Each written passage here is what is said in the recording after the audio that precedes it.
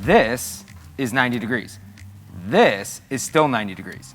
This is still 90 degrees of horizontal abduction. That is different than saying this is a 90-degree arm slot. It is not. Hey guys, this video right here will solve all of your understandings in terms of misconceptions that there might be around arm slot. We are gonna go through what arm slot actually means, how it actually changes, and then ultimately some drills that you can do to work on finding your most ideal or optimal arm slot. One of the most liked comments on that arm slot thing was, so sidearm isn't as bad for your arm as we were once told growing up.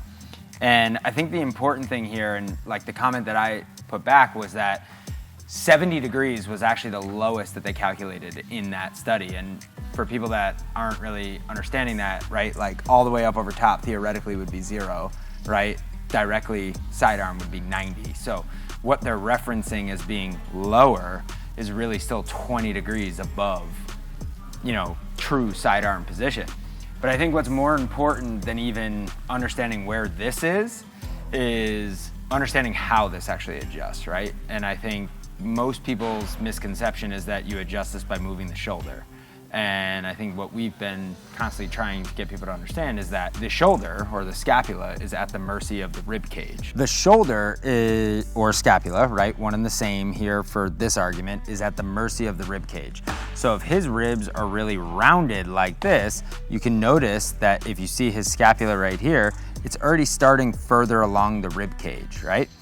If his back is upright like this, the scap is sitting in somewhat more of a retracted position already. So what does this mean? It changes the sort of kinematics of how it's going to move throughout space when he's trying to get up overhead. So if you have a more rounded back, or kyphotic back, means just really rounded back like this, rolled forward with shoulders, then the scapula is already starting in this end point, and it's gonna be a little bit tough to get it to continue to slide around the ribs, and you'll start to feel some impingy type patterns up here because the scapula can't slide the whole way.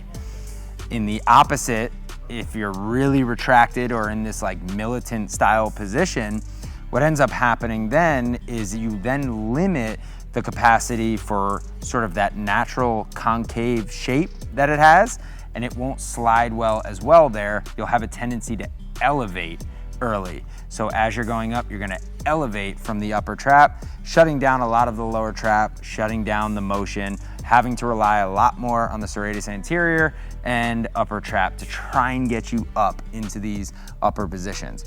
Remember, everybody throws from about this slot anyway, regardless of where your trunk is. So if I'm throwing from about here, which is gonna be about this sort of 90 degrees, that is gonna make it look like I throw much more over top.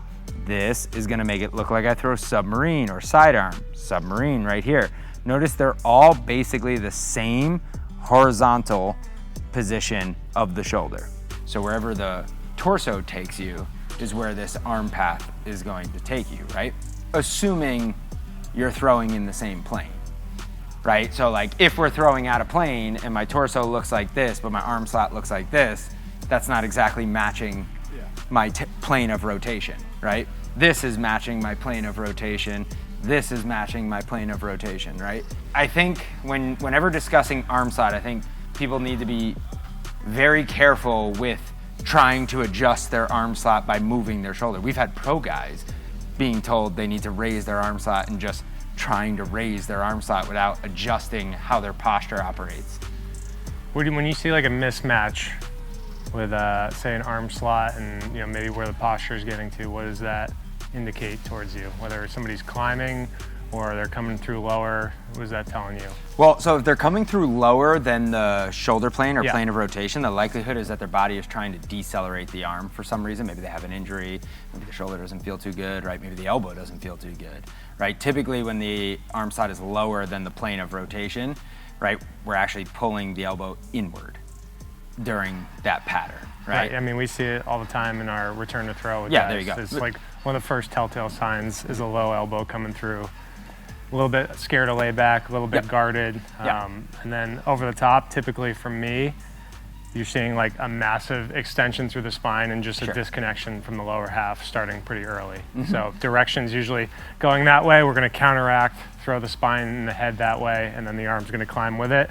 And they're just going to call on the arm more than they're going to utilize any kind of like blocking or rotational pattern. I completely agree. If you remember back, and you were obviously still playing then, but like 2020, 2021, where, you know, vert was like really like prominent, you saw a lot of guys like really trying to raise their arm slot. And the problem is like their method of rotation wasn't contralateral tilt. It was, you know, more of a like, you know, thoracic based rotation or extension based, right? And due to that, like they're getting way out of plane, and you just see guys impinging their shoulder left and right. Shoulder impingement, we'll just look from the front, right? So you have little grooves where everything here is trying to go through, right? Theoretically, it all becomes impinged when the acromion hits into the humeral head right here where everything's trying to pass through. That's like this little knob up here that you feel when the humeral head, this arm, runs into that, right? So they're all gonna really impinge when you get up into this range anyway. It's just whether or not you have enough space to allow it to happen. An impingement, in essence, then, is it's inflammation in the area causing those two joints to butt up against each other or up against nerves or muscles or tendons and ligaments. That is the easiest way to explain potentially what an impingement might feel like or be like.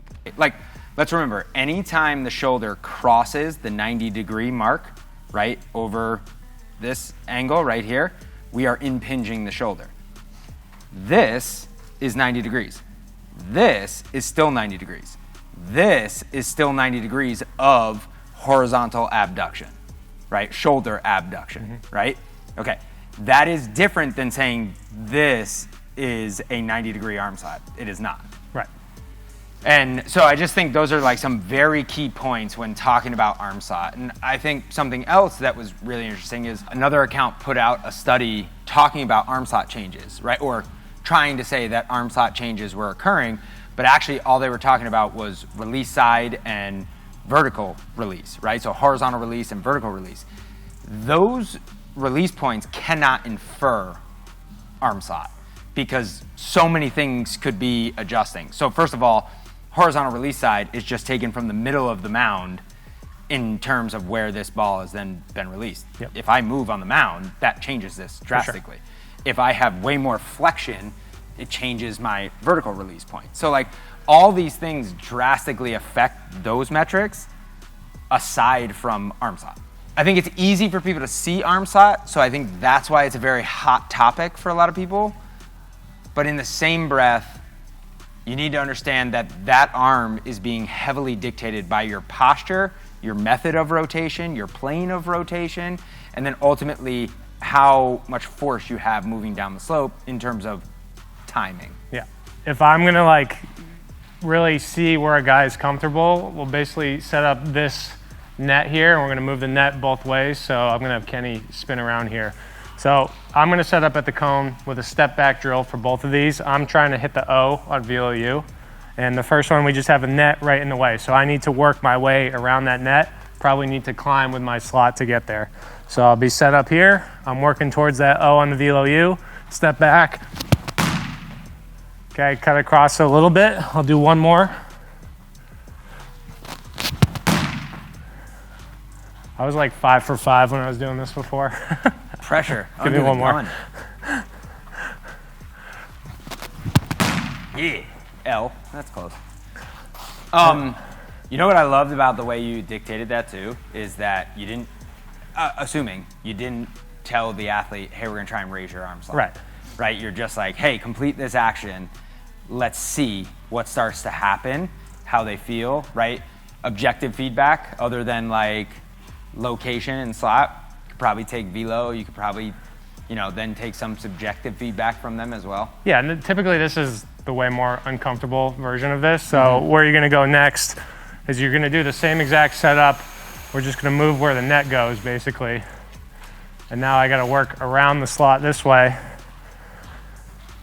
And for me, like looking at this, I feel like I'm gonna need to get a little bit more rotational to get to the target here. So it'll be a step back here, Same idea, trying to hit the O on the VeloU. Ooh, look at you. Very different that arm one. size. Huh? So what I think is awesome about that is that's a very quick and easy way where as a coach, you can sort of uncover the comfortability of an athlete, right? As an athlete, if you're working on your own, right, you can subjectively take some of that feedback and see, and then you can use objective in terms of like, oh, am I able to actually hit the slot repetitively? I think one of the things, though, that's really important for people to understand when it comes to arm slot is changing my arm slot is going to have ramifications, right? Period, end of story. Ramifications are both good and bad. Some of them that could be bad is that you're going to change the plot of some other pitches. Yeah, for sure. And the implications there could be drastic depending on, you know, the age the athlete is at and the level. Yeah, I mean, you're going to mess with pitch shapes too. Typically, like, I guess from my experience, when we're getting guys who are struggling with where their slot is, it's coming back from an injury or they're struggling with pain, there's some kind of discomfort. So I think that's the first measure for me is what feels better, what feels more natural to you. Obviously, that's a little bit subjective. And then, I don't know, going off from that, like pitch plots is pretty far down the line for most of our high school guys. It's really a college and pro thing where we start adjusting pitch profiles off of that. But a lot of these shapes that guys are trying to develop are pretty reliant on certain slots. So, like, you know, if you start lowering, you're going to start seeing a little bit more side to side. If we start raising, it's going to be more of a vertical profile. And so that's you just simply because of hand position. Yeah, it's just right? You're managing the tilt, right? So managing tilt is the same as managing hand position, which is the same as managing where your ribs are getting to, basically. So cool. It all comes back to the middle. Yeah, so I mean, we did a long discussion on that last week, but I think it's pretty important for guys to realize when this starts to move, you know, the shapes are going to be a little different too. Yeah, and I think when we do see this experience happen, like we've had with some of our pro and college guys, it's because their typical slot that they're in, their metrics don't play too well out of that anymore, right? People have discovered that or, you know, made adjustments to them, and in order for them to stay relevant or have an opportunity to continue playing, they need to make some massive adjustments. So, like what you said, with the number of guys falling within a certain range, right? It was, what were the degrees on that? It was like just shy of 70, so I think it was like 67 to like 60. So really tight range, which yeah. is why you see everyone's fastball have a tilt of 130 and the dead zone be that 12-12, 14-14. Because we're all kind of coming through the same area generally, right? So like finding a version of that where you're actually leaning into one side or the other is probably going to be the difference maker between having that 14-14 fastball and then, or maybe getting a little bit more carry or a little bit more run. Yeah, I think it's super interesting too, right? Because you talk about arm slot, and then when you take a look at some of these outliers may have a traditional arm slot, but be able to do something weird with their wrist that totally changes the way the ball is supposed to operate to a hitter seeing a ball coming out of that arm slot. So, as always, it's about becoming as much of an outlier as you possibly can. Yeah, and there's context everywhere, like we were not covering in terms of supination versus pronation. What kind of grip strength does this guy have? Does he spin it well? Right. You know, if you're spinning a fastball at 2,600 and it's at 130, it's probably going to ride and run and be fine. But if you're, you know, at 2,000 on the spin rate, you're going to have to find something a little bit different to make that pitch work for you.